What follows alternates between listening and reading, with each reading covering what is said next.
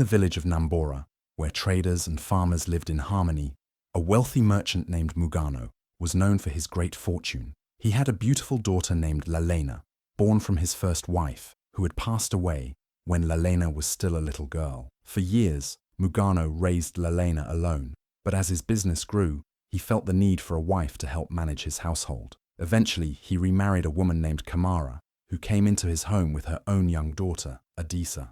At first, it seemed like a perfect new beginning for the family. Mugano believed that Kamara would love Lalena as her own, and that the two girls would grow up as sisters. But as time passed, it became clear that Kamara only cared about Adisa. She favored her daughter in every way, dressing her in the finest silk and gold, while giving Lalena only simple cloth. Whenever Lalena tried to sit beside her father, Kamara would call Adisa over, showering her with attention and pushing Lalena aside. Despite the unfairness, Lalena never complained. She was kind, hard-working, and humble, always doing her best to keep peace in the household. She helped with the chores, took care of the animals, and even prepared food for the family, though she was often left to eat only scraps. In contrast, Adisa grew up spoiled and arrogant, treating Lalena like a servant rather than a sister.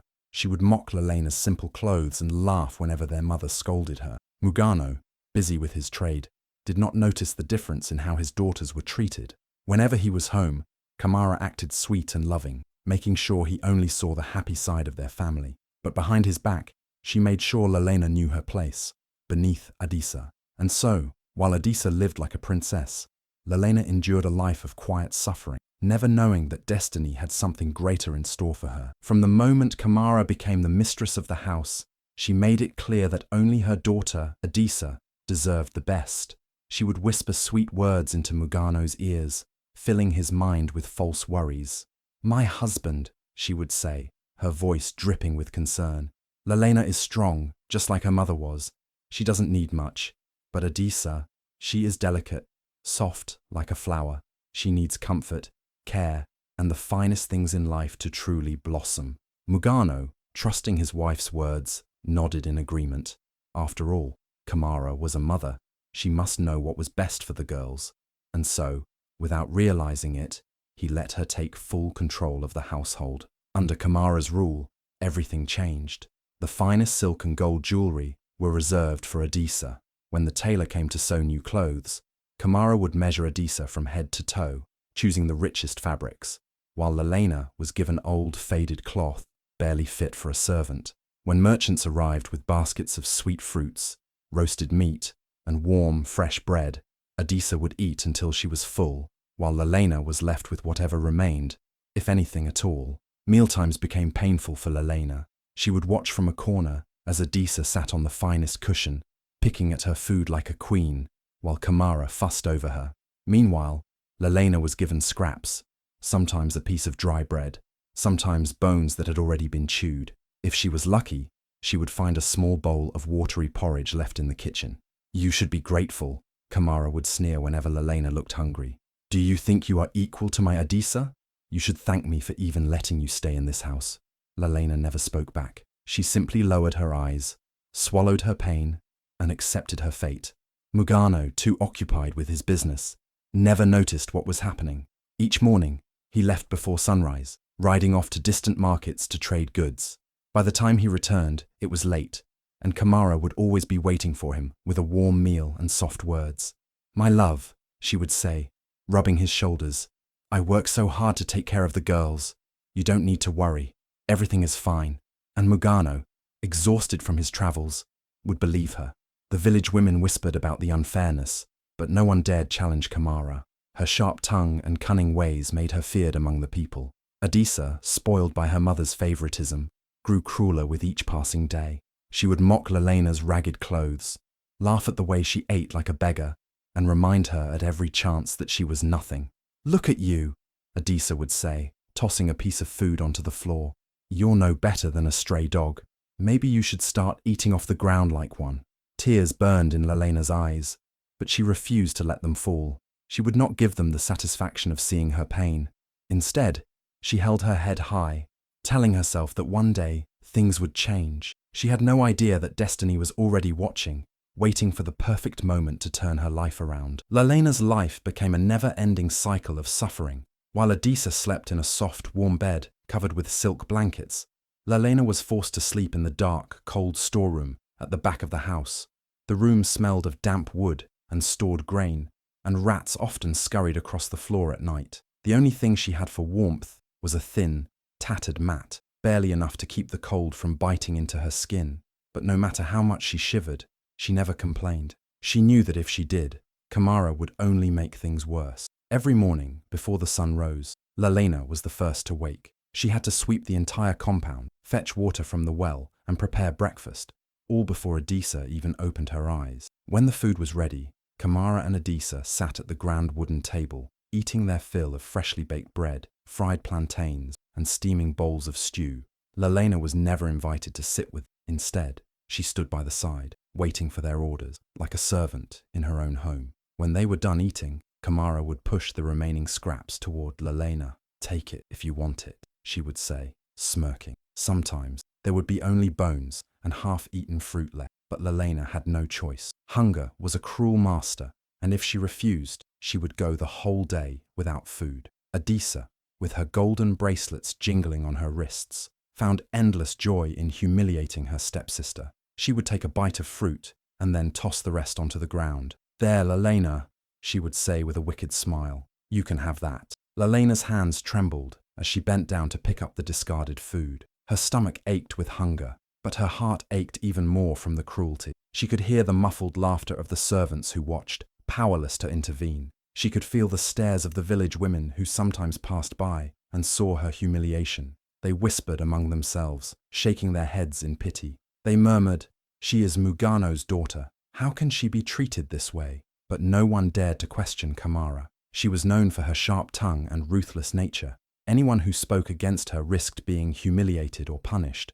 Even the village elders, who usually intervened in matters of injustice, stayed silent. Despite everything, Lalena held on to her dignity. She refused to cry in front of them. Instead, she swallowed her pain and focused on surviving. She worked hard, hoping that if she obeyed every order, if she showed nothing but patience, perhaps one day Kamara and Adisa would show her kindness.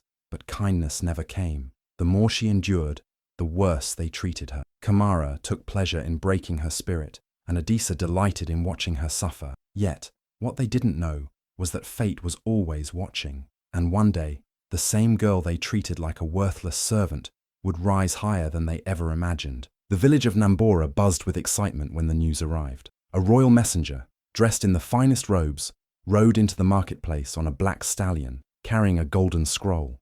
With a commanding voice, he announced to the gathered crowd, "Prince Sefu, heir to the great kingdom of Marubi, seeks a bride. He will visit this village in 1 week's time to choose a maiden worthy of becoming his queen." Gasps and whispers spread like wildfire. Mothers clutched their daughters' hands, eyes shining with hope. Every noble family in Nambora saw this as a once-in-a-lifetime opportunity. To marry a prince was to secure a future of wealth, power, and honor. In Mugano's household, the news sent Kamara into a frenzy. She clapped her hands in delight, her mind already spinning with possibilities. This was her chance to elevate Adisa to a throne, to ensure her daughter's future was wrapped in silk and gold. "Oh, my beautiful Adisa," she crooned, cupping her daughter's face. "You were born for this. The prince will take one look at you and forget every other maiden in the land." Adisa smirked, already imagining herself as a queen, draped in royal garments, servants bowing at her feet. "Of course, mother," she said proudly. "Who else could be worthy of a prince?" Kamara wasted no time. She ordered the finest tailors to begin sewing a breathtaking gown, one that would make Adisa shine brighter than the stars. Gold-threaded fabric was brought in, embroidered with tiny pearls. Jewelers came to the house, displaying their most expensive necklaces, bracelets and earrings, each piece more extravagant than the last. Kamara spared no expense. Nothing was too much when it came to securing her daughter's future. But as preparations continued, there was one person in the house who was completely ignored: Lalena. She listened in silence as Kamara and Adisa spoke endlessly of the prince, of the palace, of the riches that awaited them. She watched as new fabrics arrived, as fine perfumes filled the air, as trays of the best food were brought in to keep Adisa's skin glowing and her hair thick and shiny. Yet no one spoke of her. No one even looked in her direction. Deep down, Lalena knew the truth. Even if the prince was coming to choose a bride, she would never be allowed to stand among the noble daughters of the village. In Kamara's eyes, she was nothing more than a shadow, a girl meant to serve, not to be noticed. As the days passed, the excitement in the village grew. Girls practiced their curtsies, mothers instructed them on how to smile gracefully, and fathers polished their best shoes, eager to present their daughters to the prince. In the Mugano household, Kamara stood before a mirror, brushing Adisa's hair with care, her eyes glowing with ambition. "This is it, my child," she whispered. "Soon you will be a queen." Lalena, standing quietly in the doorway, lowered her gaze. She had no idea that destiny had its own plans that would change her life forever. The day of the royal banquet finally arrived, and the entire village of Nambora was alive with excitement. The marketplace was empty, the streets swept clean, and the grand hall decorated with flowers and golden banners. Everyone was eager to see Prince Sefu, hoping he would choose a bride from their village. Inside Mugano's house, Kamara worked tirelessly to ensure that Adisa looked like a queen. She had spent weeks preparing for this moment, sparing no expense. Now, as she fastened a golden necklace around Adisa's neck, she stepped back and admired her handiwork. "My daughter," Kamara said with pride, "you are the most beautiful maiden in all of Nambora. No, in all of Marubi. The prince will see you and fall in love instantly." Adisa twirled in front of the mirror, her golden gown shimmering under the candlelight. Her skin was radiant, her hair woven with tiny jewels, and her fingers adorned with rings. "Of course, mother," she said smugly. "No one else stands a chance." But while Kamara fussed over Adisa, Lalena sat alone in the cold storeroom, locked away like a prisoner. That morning, she had dared to ask if she could attend the banquet, just to watch from the crowd. Kamara had laughed in her face. "You, a filthy girl in rags? You will bring shame to this house." Before Lalena could protest, Kamara had dragged her to the storeroom, shoved her inside, and bolted the door. "Stay here," she had sneered. "Do not show your face until the banquet is over." Now, sitting in the darkness, Lalena hugged her knees to her chest. She could hear the distant laughter from outside, the cheerful music floating through the air. Her stomach growled painfully. She had not been given a single morsel of food all day. Meanwhile, Kamara and Adisa made their way to the grand hall, where the entire village had gathered. Candles flickered, casting a warm glow over the excited faces. The noble daughters stood in perfect rows, their finest dresses flowing around them, each hoping to catch the prince's eye. Then, a trumpet sounded, and the crowd fell silent. Prince Sefu had arrived. He entered the hall, tall and regal, his embroidered robe sweeping the floor. His dark eyes scanned the room, taking in the hopeful faces before him. Every girl in the hall straightened, holding their breath as he walked past. Kamara stepped forward, bowing deeply. "Your Highness," she said smoothly, gesturing toward Adisa. "May I present my daughter, Adisa? She is the jewel of Nambora." Adisa stepped forward, lowering her gaze demurely before looking up with a carefully practiced smile. Her golden gown sparkled under the candlelight, and whispers of admiration rippled through the crowd. Prince Sefu nodded politely, but his expression remained unreadable. He studied Adisa for a long moment, then continued walking. Kamara frowned, something uneasy settling in her chest. She had expected instant admiration, but the prince's reaction was indifferent. Unbeknownst to her, Prince Sefu had already heard whispers of another girl, a girl who had been hidden away from the banquet. As the banquet continued, Prince Sefu remained calm and observant. He greeted the noble families with a polite smile, acknowledging their daughters as they stepped forward, eager to impress him. But despite the dazzling gowns, shimmering jewelry, and practiced words, none of them truly captured his attention. Adisa, standing confidently beside Kamara, was particularly bold. She spoke with elegance, flaunted her beauty, and batted her eyelashes at the prince. Kamara beamed with pride, certain that Adisa had already won his favor. But as Sefu listened to her, something felt hollow. She spoke only of luxury, of fine silks and golden bracelets, of how she deserved to be a queen. There was no warmth in her words, no depth in her gaze. Instead of being enchanted, Sefu found his mind drifting elsewhere. He had noticed something strange when he arrived in Nambora. Quiet whispers among the villagers, cautious glances exchanged in the corners of the hall. A name was spoken in hushed voices, Lalena. At first he ignored it, thinking it was unimportant. But as the night went on, the murmurs grew. He overheard the baker's wife whispering to her friend, "It's a shame, truly. That poor girl locked away while her stepsister stands before the prince." Another voice muttered, "She deserves to be here more than Adisa. She is the kindest of them all." Sefu's curiosity was piqued. Who was this Lalena?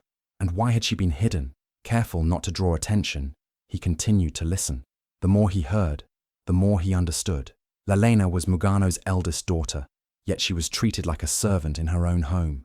She was forced to wear rags, eat scraps, and live in the storeroom, while her stepsister was showered with riches. And yet, despite all this, the villagers spoke of her kindness, her strength, and the way she never let bitterness darken her heart. Sefu's eyes flickered toward Kamara, who stood proudly beside her daughter, her smile wide and confident. A woman like her, so eager to flaunt her wealth and status, was exactly the kind who would go to great lengths to hide an unwanted stepchild. He needed to know more. Without hesitation, he turned to his most trusted guard, Jafari, who stood silently at his side. Leaning slightly, he whispered, "Find out everything about this Lalena. I want to know the truth." Jafari gave a discreet nod and slipped away into the shadows. Sefu returned his attention to the banquet, but his mind was no longer on Adisa or the other noble daughters. His heart told him that there was more to this story than what was being presented. A girl who had suffered unjustly, yet still earned the love of the people. Was that not more valuable than a girl who only knew vanity and luxury? Kamara, unaware of the prince's thoughts, continued to smile, believing her plan was working. But little did she know, the prince's interest had already shifted, and the truth she had worked so hard to bury was about to come to light. The village of Nambora lay in silence under the silver glow of the moon. The grand banquet had ended, and the noble families rested in their lavish homes, dreaming of the honor that might come if Prince Sefu chose their daughters. But the prince himself was not asleep. Dressed in a simple cloak, he moved quietly through the empty streets, his heart leading him to a place no one expected, a small storeroom at the back of Mugano's grand house. With careful steps, he approached a tiny window, its wooden frame worn and cracked. He peered inside and felt a sharp pain in his chest at what he saw. Lalena knelt on the cold, hard floor, her hands clasped in prayer. Her dress was little more than tattered fabric, her hair unkempt, but there was a grace in her posture, a quiet strength in her face.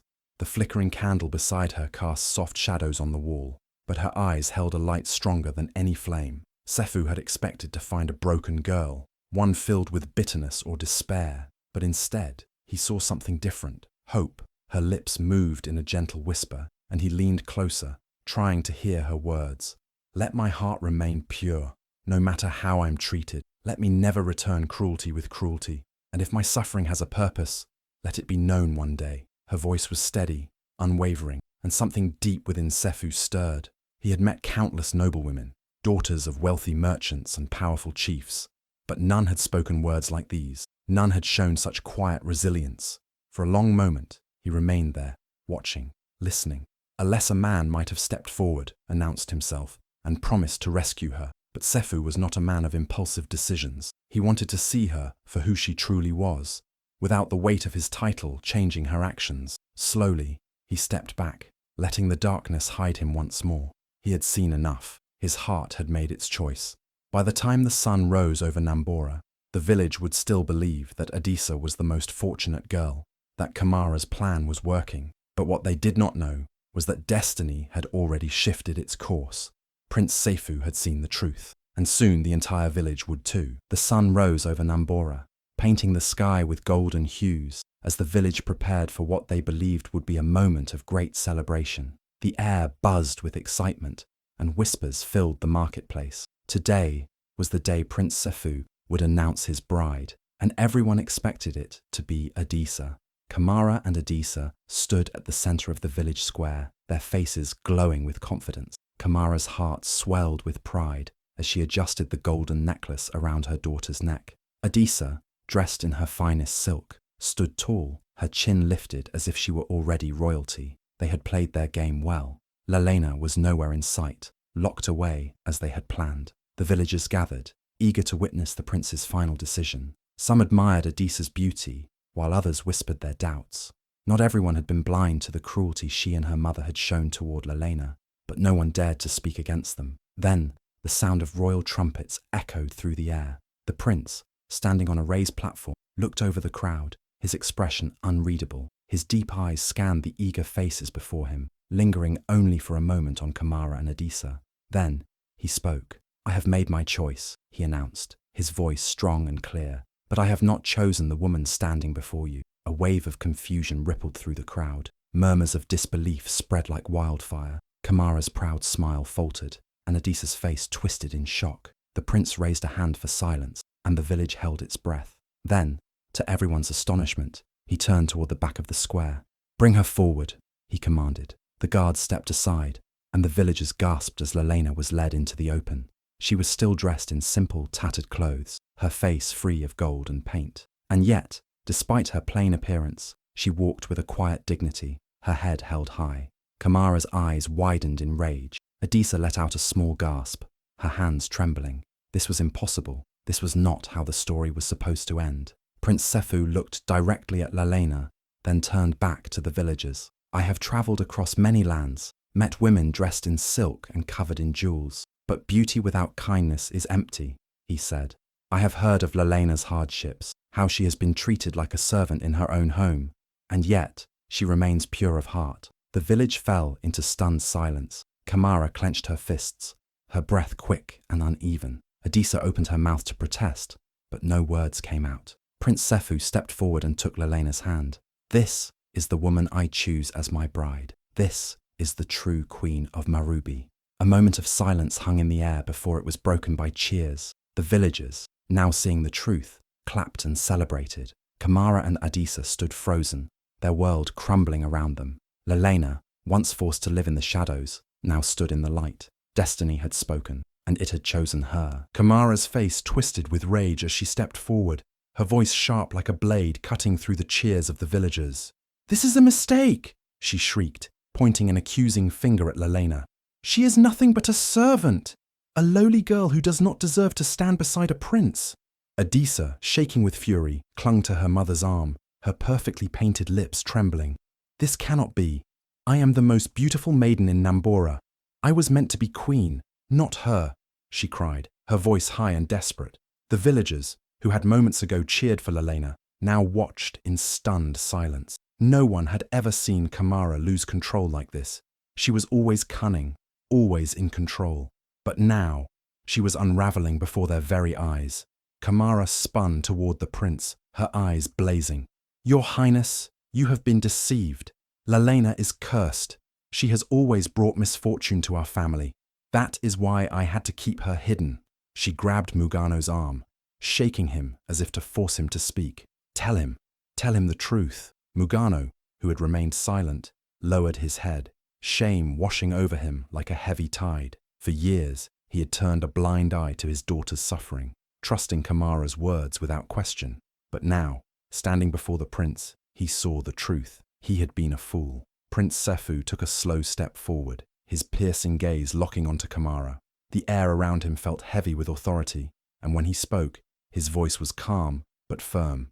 "Enough." The single word carried so much power that Kamara stumbled back, her breath quick and uneven. "I have seen with my own eyes who is cursed and who is not," the prince continued. "I watched how you treated your own stepdaughter, how you fed her scraps while your own daughter lived like a queen. I saw how she endured humiliation in silence, while you and Adisa laughed at her suffering." Kamara's mouth opened, but no words came out. The villagers murmured, now looking at Kamara and Adisa with disgust instead of fear. Prince Sefu turned to Adisa, his expression unreadable. "You may have beauty, but it is wasted on a heart full of cruelty. A true queen is not measured by her appearance, but by her kindness and strength. And you, Adisa, have neither." Adisa's knees buckled, and she let out a soft, pitiful sob. Her dreams of wealth and power were crumbling before her, slipping through her fingers like sand. Kamara tried one last time, her voice desperate. "Please, your highness, give Adisa another chance. Lalena has bewitched you." But the prince only shook his head. "No magic brought me to this decision. It was truth." With those final words, Kamara felt the weight of her defeat. The power she once held over the village, over her husband, over Lalena, was gone. and there was nothing she could do to stop it. Mugano stood frozen, his heart pounding as the weight of his mistakes crashed over him like a mighty wave. He looked at Lalena, his daughter, the child he had ignored for years, the girl he had allowed to suffer under Kamara's cruelty.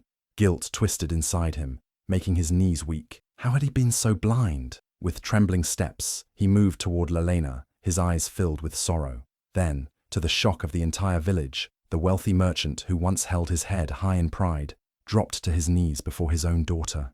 "Lalena," he whispered, his voice thick with regret. "I have failed you. I trusted the wrong person. I let Kamara turn me against my own blood. Can you ever forgive me?" Lalena stared at him, her heart torn between years of pain and the deep desire to finally have a father's love. For so long she had wished that Mugano would see her, truly see her, and now, here he was, broken before her, pleading for the forgiveness she never thought he would ask for. Tears welled in her eyes, but she did not let anger rule her. Instead, she reached out, gently placing a hand on his shoulder. "Father," she said softly, "I have already forgiven you." A heavy silence fell over the village. Then a thunderous cheer erupted. The people of Nambora had watched Lalena suffer in silence for too long. Now they rejoiced, celebrating the justice that had finally come. They clapped and sang, praising the prince for seeing the truth and choosing a woman of kindness over one of cruelty. But the celebration was not for everyone. Kamara and Adisa stood at the edge of the crowd, their faces pale with fear. They had ruled the household with arrogance, believing their cruelty would never be punished. But now, the tables had turned. 2 village elders stepped forward, their voices firm. "Kamara and Adisa, your wickedness has brought shame upon this village. You have mistreated an innocent girl for years, and for that you shall no longer have a place here. From this day forward, you are banished from Nambora." Kamara gasped, her hands trembling. "No, you can't do this to me," she shrieked, looking desperately at Mugano, hoping he would defend her. But he only lowered his head, refusing to save her. Adisa clung to her mother, sobbing, "Please, I was meant to be a queen." But there was no mercy for them. With nothing but the clothes on their backs, they were forced to leave, their cries fading as they disappeared down the dusty road. Lalena, now free from their torment, was dressed in the finest royal garments and taken to the grand palace of Marubi. As she walked through the golden gates, she felt the warmth of a new beginning. The prince stood by her side, smiling with pride as the people of Marubi welcomed their new queen. And so, the girl who was once forced to eat scraps and live in shadows now stood in the light, a crown upon her head, her heart full of hope. Justice had been served, and destiny had found its way to the rightful queen. The once powerful Kamara and her spoiled daughter Adisa wandered aimlessly, their feet dragging across the dusty roads. The fine silk clothes they once wore were now tattered rags, barely clinging to their frail bodies. Their stomachs growled with hunger, but no one pitied them. The very people who used to bow before Kamara's wealth now turned away when she begged for food. Kamara, who once ruled Mugano's household with an iron fist, was now powerless. She knocked on doors, pleading for a piece of bread, but each time she was met with cold stares. "Did you give Lalena food when she was starving?" a woman asked, shaking her head before slamming the door in Kamara's face. Adisa, once the pride of Nambora, the girl who flaunted her beauty in golden gowns, now looked like a ghost of her former self. Her hair was tangled, her skin pale and covered in dust. She had spent her life laughing at Lalena, watching her suffer. Now she sat on the ground, weeping, as she picked up discarded food from the dirt, just as Lalena had been forced to do.